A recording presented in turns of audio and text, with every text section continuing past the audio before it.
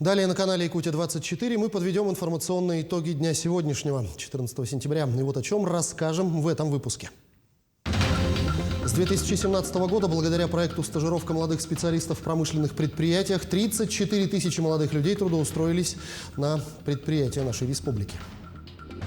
110 центров образования «Точка роста» одновременно открыли в 34 муниципальных образованиях республики сегодня.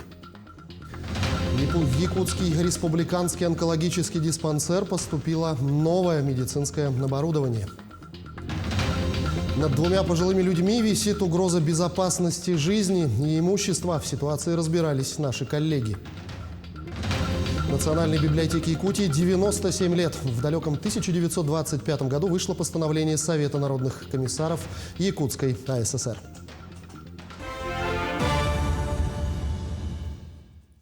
В экспофоруме в северной столице начал работу 11-й Петербургский международный газовый форум. Важнейшее мероприятие нефтегазовой отрасли. В этом году его участниками стали эксперты отрасли, руководители нефтегазовых компаний, губернаторы и главы регионов, также министры. Каждый ставит во главу дискуссии формирование стратегии будущего. Такова главная повестка форума.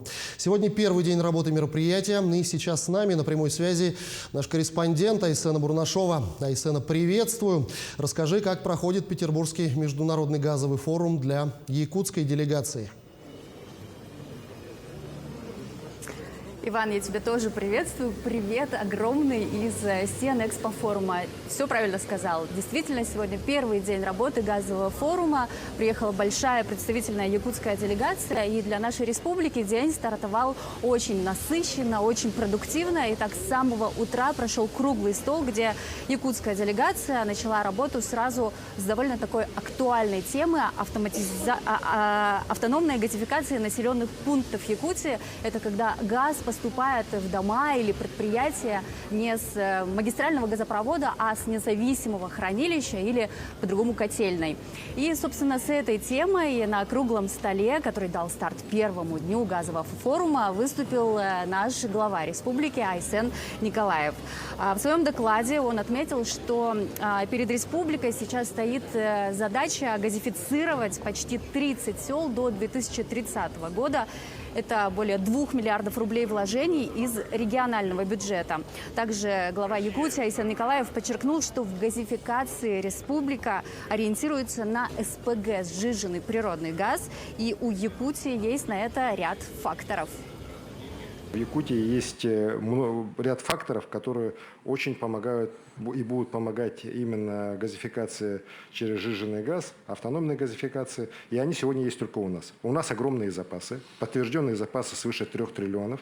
И я, честно, здесь могу сказать, что газа там гораздо больше. Так, это вот то, что вот уже разведано, подтверждено, стоит на балансе, вот 3 триллиона. Так. Добыча газа сейчас мы где-то выходим на 20 миллиардов кубов в год.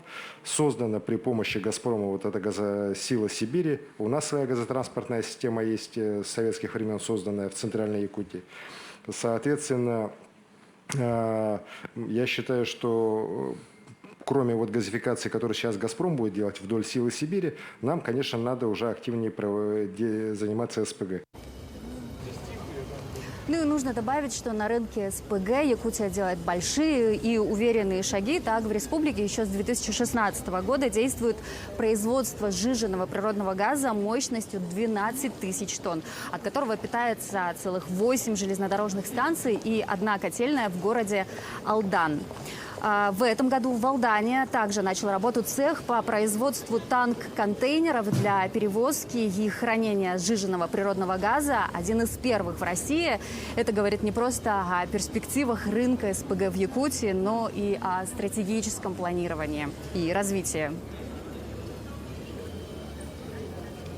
Специальной газификации и автономная газификация с использованием СПГ – это прекрасный инструмент для того, чтобы наши граждане, живущие в отдаленных населенных пунктах, получили нормальные, комфортные условия жизни. При этом, конечно же, говорить о том, что мы всю Якутию покроем СПГ, пока, к сожалению, не приходится, потому что нам все-таки нужна круглогодичная транспортная доступность этих населенных пунктов. Вот мы посчитали, 30 населенных пунктов у нас сегодня. Туда трубу тащить невыгодно, так, но круглогодичное хорошее транспортное сообщение по федеральным или по региональным дорогам у них уже есть. Поэтому вот до 30-го года вот наша задача минимум 30 сел. Ну и после круглого стола у делегации Якутии прошли встречи. Так, например, состоялась встреча с представителями компании «Газпром». Ну а прямо сейчас мы находимся в павильоне.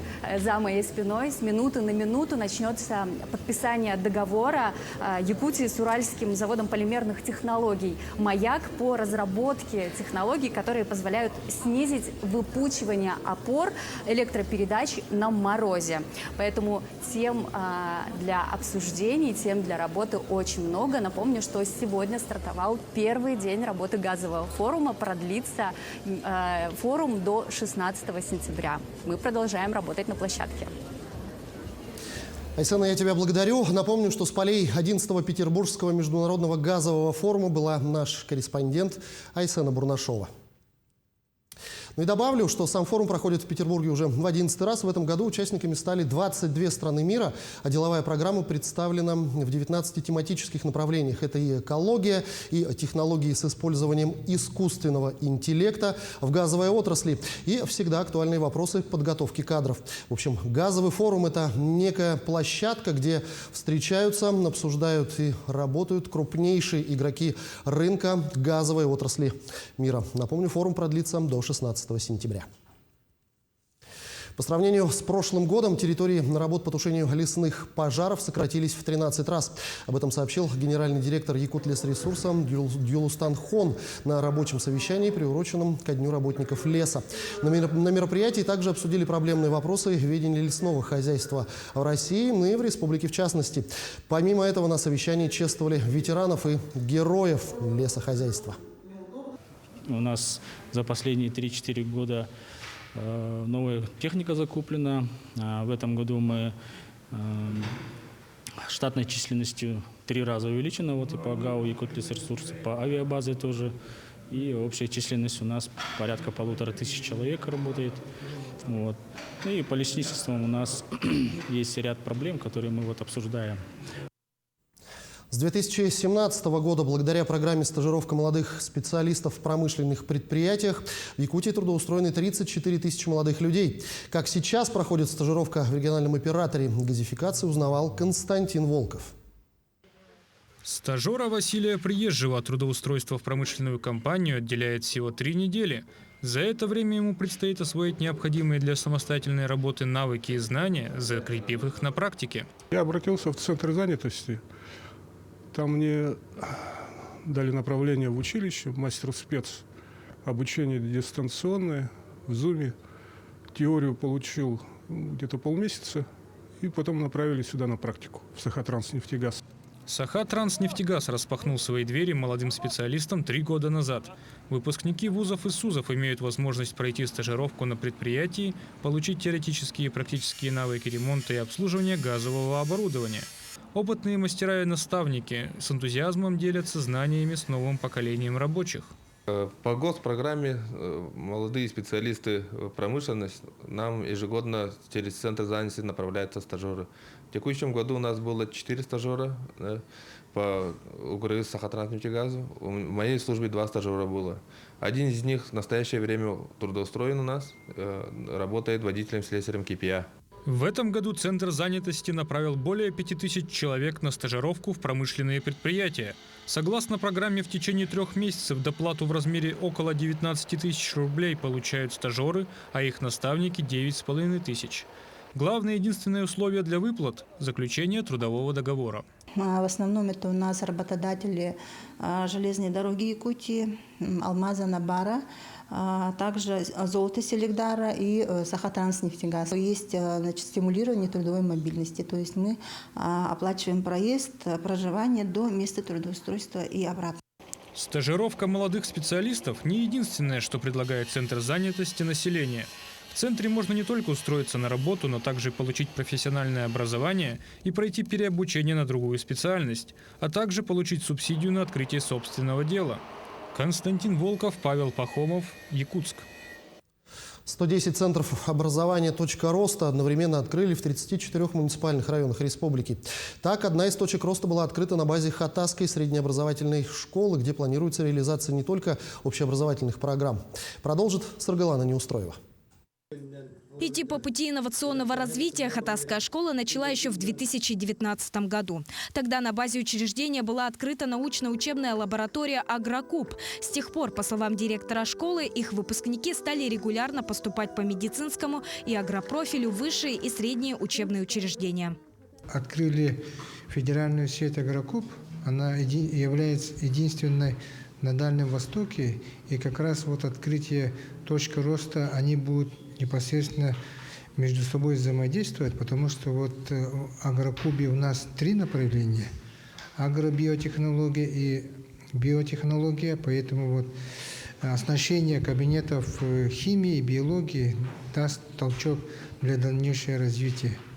Всего в рамках реализации проекта «Точка роста» в школе оборудовали 3 кабинета лаборатории по химии, биологии и физике. Все по канонам инновационных технологий. Теперь любые лабораторные работы здесь будут проводиться не с помощью традиционных пробирок и абонитовых палочек, а с применением цифровых установок. Очень упрощает, но дети сразу знакомятся со всем этим и могут проводить разные лабораторные работы.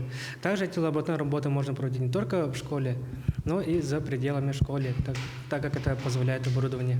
Мы будем иметь возможность фиксировать наши результаты. Да? Если по старинке мы только могли посмотреть один раз, да, и больше не использовать, да, допустим, или забыть как-то. А когда у нас все цифровизировано, у нас будет возможность в дальнейшем использовать результаты нашей деятельности. В этом году открытые центры «Точки роста» охватят 16 985 учащихся. Как отметила министр образования Ирина Любимова, ежегодно в республике открывают по сотне подобных центров. Так, к 2024 году цифровыми лабораториями оборудуют 643 средние общеобразовательные школы. Надо сказать, что это условия для обучения и воспитания детей, которые нам помогут не только на уроках физики, химии, биологии, но и, конечно, по дополнительному образованию. Дети должны научиться работать на приборах современных и вести, конечно, научно-исследовательскую деятельность. Так, работа центра направлена не только на реализацию образовательной программы, но и организации внеурочной деятельности на каникулярное время. Это также позволяет повысить уровень профессионального мастерства и самих педагогов и работников школ. Кроме того, обучаться в таких центрах еще и комфортно. В рамках реализации проекта «Современная школа» в учреждениях производится ремонт, закупается мебель и высокотехнологичное оборудование. Сарглана Неустроева, Виктор Дичковский, Якутск. Кстати говоря, 11 школ Ленского района уже имеют свою точку роста. С 2019 года программа начала реализовываться в селах Нюя и Бичинча. Новое современное оборудование для получения дополнительных знаний в той или иной направленности помогут детям более глубоко изучать школьные предметы. В этом году все точки роста у нас естественно научной направленности. То есть вот вы могли сейчас наблюдать, это там у нас лаборатории для изучения, углубленного изучения биологии, робототехники, химии. В этом году было выделено порядка 5 миллионов из федерального бюджета вот как раз на оборудование, на реорганизацию, так скажем, точек роста. И на 1-ю и 5-ю школу по 1,5 миллиона, и на маленькие школы Мурья и Дорожный по 500 тысяч из бюджета муниципального образования Ленский район.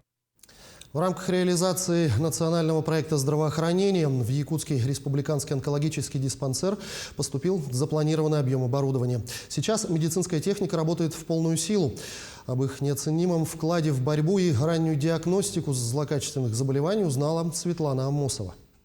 Якутский онкодиспансер ежегодно получает дорогостоящее оборудование для лечения рака у жителей Якутии. Это стало возможным благодаря нацпроекту здравоохранения.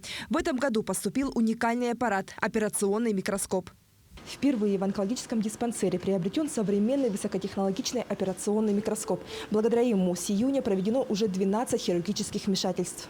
Раньше в медучреждении оборудования такого уровня не было. Аппарат позволяет проводить реконструктивно-пластические, сосудистые и микрохирургические операции. Ранее, если проходили инвалидизирующие операции, то сейчас вмешательства в области головы нервосберегающие и имеют косметический эффект. Стоимость такого оборудования более 30 миллионов рублей. Данное оборудование, вот этот микроскоп, нам позволит проводить операции при сложных таких распространенных опухолях. В основном это голова, шеи и опухоли молочной железы у женщин. Более того, в отделении диагностики установлен цифровой рентген-маммограф отечественного производства. Аппарат позволяет увеличить раннее выявление рака молочной железы. Уже около 100 женщин прошли обследование. Этот аппарат он будет стоять в этом здании, в радиологическом корпусе. На этом аппарате помимо больных будут приходить здоровые женщины, у которых по онкоскринингу мы выявляем опухоли и дифференцируем доброкачественная опухоль или злокачественная. Ну и женщины, у которых старше 40 лет, раз в год мы приглашаем, призываем пройти маммографическое исследование. Такая медтехника по всей России есть только в Якутии. Еще одно крупное приобретение – эндоскопическое оборудование. С помощью его проводится диагностика рака ободочной и прямой кишки, а также опухоли легких и мочевого пузыря. Благодаря техническим возможностям через аппарат можно увидеть даже миллиметровые образования. Количество в этом году по приобретению плюс 4 видеоэндоскопа у нас. Это довольно-таки большой шаг, потому что, как я уже говорил, помогло практически полностью избавиться от очередности на исследование в онкодиспансере. Сейчас в Якутии проходит строительство крупнейшего онкоцентра. Новое здание будет оснащено самым современным медицинским оборудованием, которое закупят в этом и в следующем году к открытию центра. Конечно же, оборудование, которое в настоящее время есть, вот современное, которое мы также приобрели по нас проекту, оно тоже будет присутствовать в новом онкоцентре. Все полностью будет находиться тоже там. Онкологический центр находится в завершающей фазе строительства и будет введен в 4-м квартале 2023 года. Ну а пока новое высокотехнологичное оборудование помогает повысить качество оказываемой медицинской помощи больным из всей республики, которые страдают онкологическими заболеваниями. Светлана Амосова, Виктор Дьячковский, Якутск. Национальной библиотеке Якутии 97 лет. Официальной датой основания библиотеки принято считать 14 сентября 1925 года, когда вышло постановление расширенного совещания при Совете народных комиссаров Якутской АССР об организации Якутской национальной библиотеки. За это время главное книгохранилище Якутии стало местом поиска новых знаний не только для школьников и студентов, но и для всех жителей столицы. Сегодня библиотека насчитывает более 1 миллиона экземпляров книг, документов и других печатных изданий. С какими показателями встречает свое 97-летие главное историческое учреждение республики в материале нашего корреспондента Дмитрия Тымырова. В 1925 году открывает свои двери, Национальная библиотека уже насчитывала более 30 тысяч экземпляров книг и документов. Это были в основном книги, отправленные из Москвы и Ленинграда, также полученные от научных учреждений, которые уже функционировали на территории Якутии. Тогда, в конце 20-х годов, Якутская национальная библиотека была единственной библиотекой, способной содействовать развитию производительных сил в Якутии. Это подтверждается данными комиссии, изучившей деятельность 9 научных и специальных библиотек Якутска. В первом отчете Якутской национальной библиотеки за 1928-1929 годы была определена ее концепция. Было прямо прописано, что она является государственным научным книгохранилищем Якутской АСР и входит в общую сеть научных библиотек РСФСР. Уже тогда были поставлены задачи организации документных фондов и научно-исследовательской деятельности в области библиографии, библиотековедения и книговедения. У нас здесь действует с тех пор книжная палата Республики Саха-Якутия, и библиотека на сегодняшний день является одним из крупных научных и культурно-просветительских учреждений на северо-востоке страны. В конце 20-х годов насчитывалось лишь 146 читателей, а книговыдача колебалась от 88 до 380 книг. Штатных библиотекарей почти не было. Сегодня эта цифра увеличена в разы.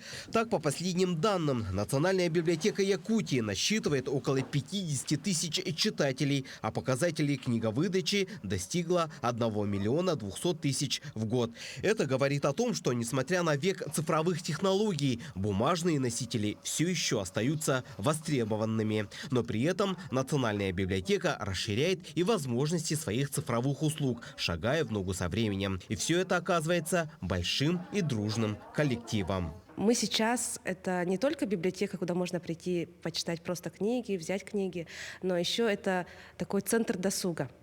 И все, что делается сейчас в стенах библиотеки, в том числе большой капитальный ремонт первых 2 этажей основного здания Национальной библиотеки, это все делается для того, чтобы именно здесь людям было комфортно проводить время.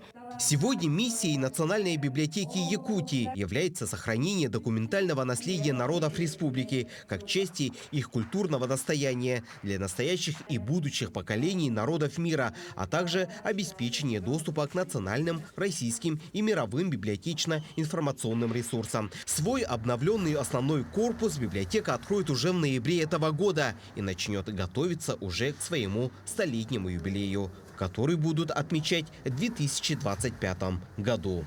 Дмитрий Тамыров, Григорий Николаев, Якутск. В Хандыге состоялся митинг в поддержку военнослужащих России, участвующих в военной спецоперации на Украине. На центральной площади Ленина представители организаций и предприятий, студенты и волонтеры. Вновь избранный глава Тампонского района Яков Степанов и исполняющая обязанности главы райцентра Ирина Геленкенова призвали жителей участвовать в патриотических акциях в поддержку военнослужащих и оказывать посильную помощь в сборах гуманитарной помощи. Тампонцы, около 200 человек, вспомнили погибших в боях с ненацистами минутой молчания. Участники патриотической акции уверены, вооруженным силам страны сегодня как никогда важна поддержка соотечественников. Мы, ветераны боевых действий Тампонского района, присоединяемся к этому митингу всероссийскому. И от своих слов хочу сказать, мы тоже когда-то участвовали в боевых действиях, и очень хочется, чтобы была поддержка нашим воинам, защищая конституционный долг Российской Федерации. И хочу пожелать нашим ребятам скорейшего возвращения живыми и невредимыми. И чтобы был мир во всем мире.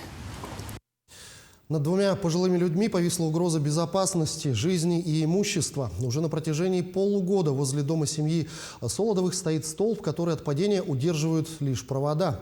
В сложившейся ситуации разбиралась Галина Чекурова.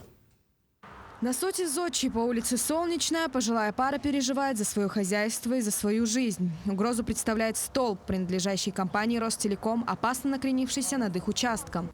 На протяжении полугода 72-летний Виталий Солодов не раз обращался в организацию с просьбой об обновлении старого столба с проводами на новое. Обращаться начал в конце марта. Снег еще был. Думаю, снег растает, так вообще упадет. Потом ждал, их нет. Поехал в апреле месяце опять. Мы приедем, сделаем. У соседа тоже там столб завалился, он с гаража кое-как выехал.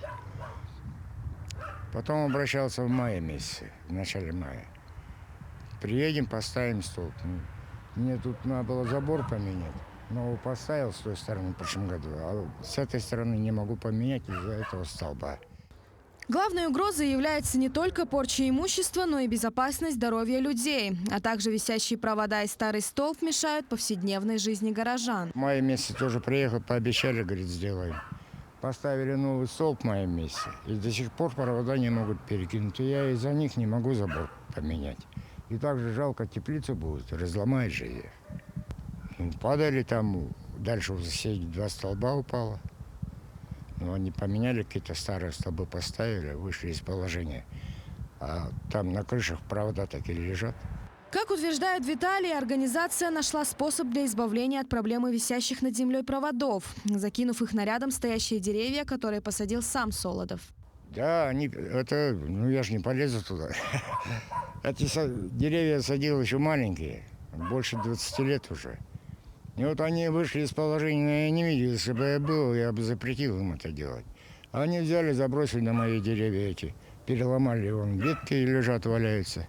До этого еще выбросил. И вот они закинули, вышли из положения, взяли мои, собственно, как говорится, закинули и успокоились на этом. Если сейчас оттуда их сбросить, они опять будут вот так вот валяться. Мы обратились за комментарием в Ростелеком, но ответа так и не получили. Проблема жильцов остается нерешенной, и при условии сильного западного ветра есть большая вероятность его падения на забор и арочную теплицу семьи Солодовых. А пока его удерживают лишь провода. Галина Чекурова, Семен Афанасьев, Якутск.